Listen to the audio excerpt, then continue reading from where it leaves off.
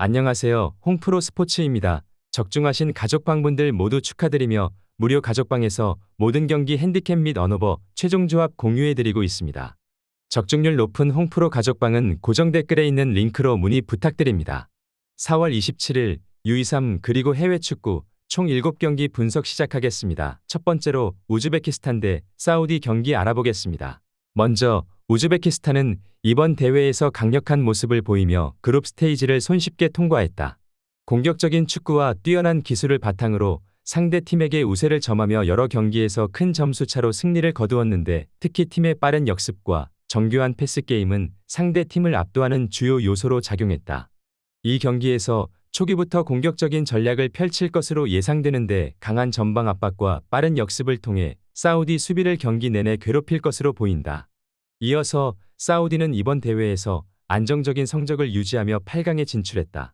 사우디는 견고한 수비와 효율적인 공격 전략으로 각 경기에서 좋은 결과를 얻었는데 특히 그룹 스테이지에서는 수비적인 안정성과 카운터 어택을 활용하여 상대 팀의 공격을 무력화시키는 데 성공했다. 이번 경기에선 우즈베키스탄의 공격을 차단하고 체계적인 전개를 통해 경기를 조절하려 할 것이다.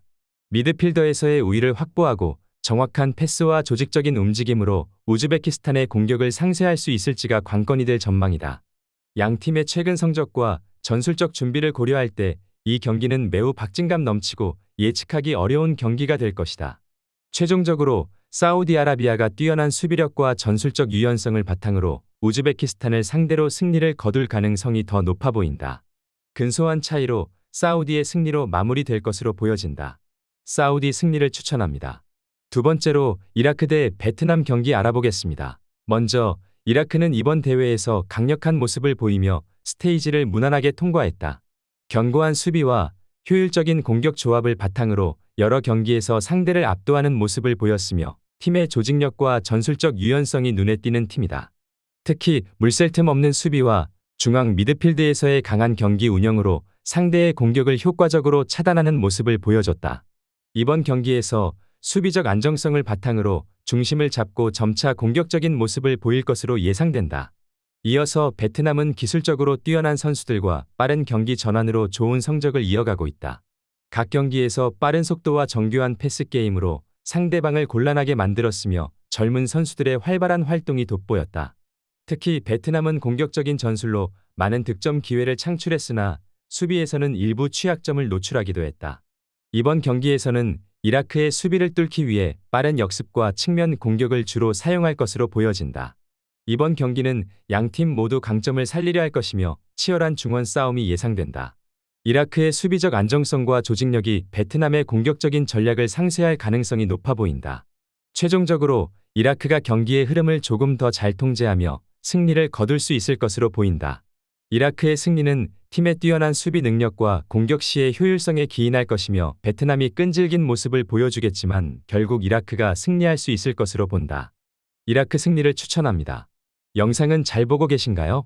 핸디, 언오버 및 최종 조합 공유받아 보실 수 있는 가족방 입장 방법 알려드리겠습니다. 첫 번째로 영상 하단에 댓글을 클릭해 주세요. 두 번째로 댓글에 링크를 클릭해 주세요. 마지막으로 채팅 참여하기 후 메시지 주시고 답장 기다려 주시면 됩니다. 나가기 하시면 가족방 입장 시켜드릴 수 없습니다. 언제든 편하게 문의 주시기 바랍니다. 세 번째로 보움 대 호펜하임 경기 알아보겠습니다. 먼저 보움은 지난 라운드에서 볼프스에 패하며 승강 플레이오프로 가는 16위로 떨어졌다.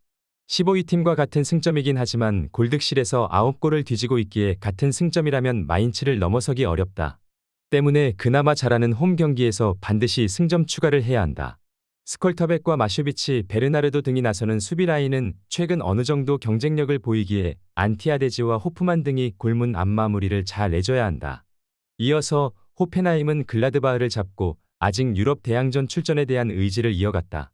유럽 대항전에 갈 수 있는 팀과의 승점 차가 6점이고 4경기가 남아있기에 전승에 성공하고 6위 팀이 부진하면 순위를 바꿀 수도 있다.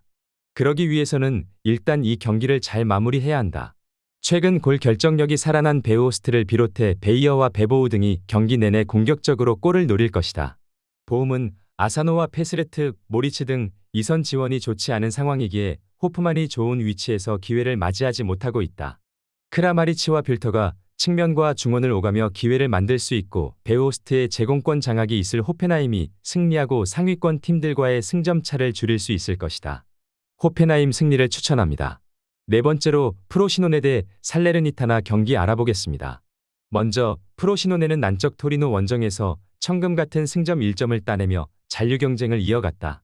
19위 팀에 역전 당하지 않았고 잔류로 가는 17위와는 승점 차 없이 골득실에서 밀려있다.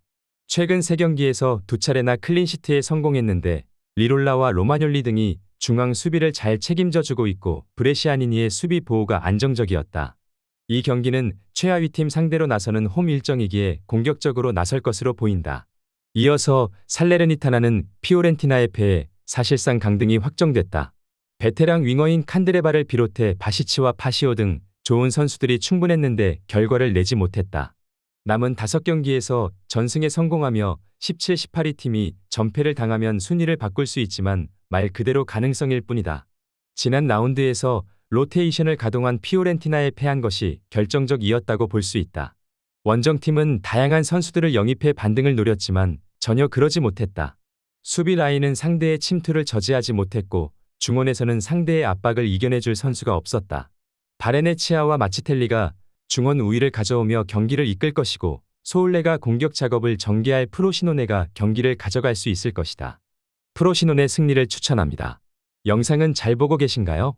핸디, 언어버 및 최종 조합 공유받아 보실 수 있는 가족방 입장 방법 알려드리겠습니다. 첫 번째로 영상 하단에 댓글을 클릭해 주세요. 두 번째로 댓글에 링크를 클릭해 주세요. 마지막으로 채팅 참여하기 후 메시지 주시고 답장 기다려 주시면 됩니다. 나가기 하시면 가족방 입장 시켜드릴 수 없습니다. 언제든 편하게 문의 주시기 바랍니다.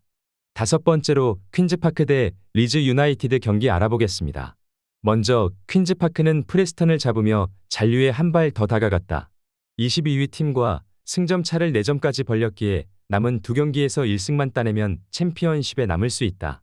그러나 이번 라운드는 잔류에 도전하는 리즈를 상대하기에 무리한 경기 운영보다는 필드와 루카스 등 중앙 미드필더들이 최종 수비와 간격을 좁히며 실점하지 않는 데 집중할 것으로 보인다. 이어서 리즈는 미들즈브러 원정을 승리하고 2위로 올라섰다. 3위로 가면 승격 플레이오프를 치러야 하기에 순위 유지가 중요한데 기회를 잡았다. 그러나 입스위치가 한 경기를 덜 소화한 상태에서 1점 차로 추격 중이기에 유리한 입장은 아니다. 최대한 남은 경기를 모두 승리해야 한다. 서머빌과 다니엘 제임스를 비롯해 팀의 공격 포인트 10개 이상을 기록 중인 선수가 6명일 정도로 화력이 좋기에 이 경기도 화력으로 승부를 볼 것으로 보인다. 퀸즈파크가 프레스턴 상대로 다이크스의 골로 승리했지만 연승을 달릴 때보다는 확실하게 마무리가 약해진 모습이다. 윌록과 일리아스 체어 등이 상대 측면 수비를 넘는 데 고전하는 모습을 보인다. 벤포드의 확실한 문전 마무리 외에도 서머빌과 뇰토, 제임스가 경기 내내 활발하게 자리를 바꿔가며 상대 수비를 교란할 수 있는 리즈가 승리를 가져갈 수 있을 것이다. 리즈 승리를 추천합니다. 여섯 번째로 소시에다드 대 레알 마드리드 경기 알아보겠습니다. 먼저 소시에다드는 5위인 빌바오와 승점 7점 차이고 4위 팀을 추격하기 어렵기에 현실적으로 순위를 유지하며 다음 시즌 유로파로 가야 한다. 그러나 3점 차의 베티스를 비롯해 발렌시아가 추격 중이기에 안심할 상황이 아니다. 사실상 라리가 우승을 확정한 레알 상대로는 굳이 공격에 기여를 올리지 않고 수비 위주로 나서며 승점 1점 이상을 노릴 것이다. 웨야사발과 자카리안, 쿠보 등이 최전방에서 상대 수비를 압박할 것으로 보인다. 이어서 레알은 벨링엄의 결승골로 라이벌 바르셀로나를 잡고 라리가 우승에 한 발 더 다가갔다. 5골을 주고받는 펠레스코어 경기였는데 비니시우스와 바스케스 벨링엄 등의 골이 나왔다. 비록 코파델레이에서 빠르게 탈락하긴 했지만 챔스에서는 맨시티를 제치고 준결승에 갔기에 리그와 챔스 동시 우승을 노리고 있다. 소시에다드가 홈에서 호성적을 기록 중이지만 챔스까지 충분한 시간이 남아있기에 로테이션 없이 풀라인업으로 나설 레알을 막아내긴 어려워 보인다. 발베르데와 크로스, 초우아메니 등이 중원에 나서 상대의 압박을 이겨내며 공격으로 전환할 것이고 비니시우스와 벨링엄이 해결해줄 레알이 승리할 것이다. 레알 마드리드 승리를 추천합니다. 영상은 잘 보고 계신가요? 핸디, 언어버 및 최종 조합 공유받아 보실 수 있는 가족방 입장 방법 알려드리겠습니다. 첫 번째로 영상 하단의 댓글을 클릭해 주세요. 두 번째로 댓글에 링크를 클릭해 주세요. 마지막으로 채팅 참여하기 후 메시지 주시고 답장 기다려 주시면 됩니다. 나가기 하시면 가족방 입장 시켜드릴 수 없습니다. 언제든 편하게 문의 주시기 바랍니다. 일곱 번째로 몽펠리에 낭트 경기 알아보겠습니다. 먼저 몽펠리에는 지난 라운드 원정 경기에서 랭스를 잡고 사실상 잔류를 확정했다. 17위 팀과 승점 차를 10점까지 벌렸기에 별다른 이변이 없는 한 다음 시즌도 리그왕에서 뛰게 됐다.